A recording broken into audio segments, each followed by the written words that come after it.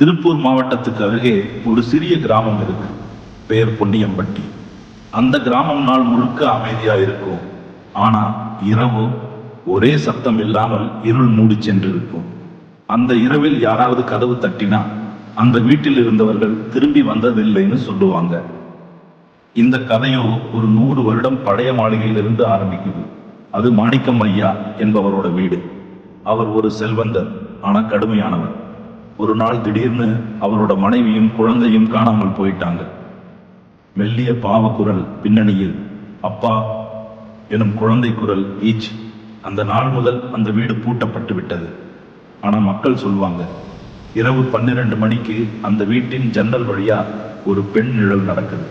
அவள் கையில மெழுகுவர்த்தி, முகத்தில் கண்ணீர். அந்த கதையெல்லாம் ஒரு வரலாறு மாதிரி இருந்தது. ஆனா சில மாதங்கள் முன்னாடி 3 நண்பர்கள், அருண், கார்த்திக், ரேணு, யூடியூபுக்காக ஒரு ரியல் கோஸ்ட் டாக்குமெண்ட்ரி எடுக்க அந்த மாளிகைக்கு போயிருந்தாங்க. அவர்கள் செல்வது ஒரு வெள்ளிக்கிழமை இரவு. காமிரா, டார்ச்சு, மைக்ரோஃபோன் எல்லாம் தயார். கிராமத்து மக்கள் எச்சரித்தாங்க, அந்த வீட்டுக்குள்ள போறீங்களா, மறுபடியும் வரமாட்டீங்க. ஆனா அவர்களுக்கு அது ஒரு கண்டென்ட் ஆப்பர்ச்சுனிட்டி மாதிரி தான். மாளிகை கதவு தட்டினதும் ஒரு பெரிய குரல். எவர் தட்டுறது எனும் பழைய பெண் குரல் கேட்குது. அருண் காமிராவை ஆன் பண்ணி சொல்றான், இது யூடியூப் வீடியோக்காக தான், யாராவது இருக்காங்களா?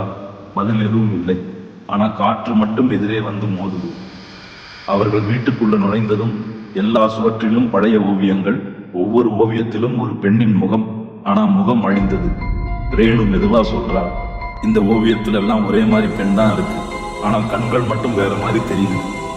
அந்த சமயத்துல கார்த்திக் ஒரு சத்தம் கேட்கிறான், அப்பா எங்கே இருக்க? அவன் ஓடி வந்து சொல்றான், நான் குழந்தை சத்தம் கேட்டேன். அருண் சிரிச்சு சொல்றான், அது காற்று சத்தம் தான். ஆனா அந்த இடத்துல மழை கூட இல்லை. அவங்க வீடியோ ரெக்கார்ட் பண்ண ஆரம்பிச்சாங்க. ரேணு ஒவ்வொரு அறையையும் காமிராவில் பண்ணி சொல்றான், இதுதான் மாணிக்கம் ஐயா மனைவியின் அறை. அந்த நேரத்துல காமிரா திடீர்னு ஆஃப் ஆகுது. பவர் சரி பண்ண முயற்சிக்கும் போது ரேணுவின் பின்னாடி நிழல் ஒரு செகண்டுக்கு காட்சி அளிக்குது. அந்த நிழலை யாரும் கவனிக்கல. ஆனா காமிரா அதை பதிவு பண்ணியிருக்கு.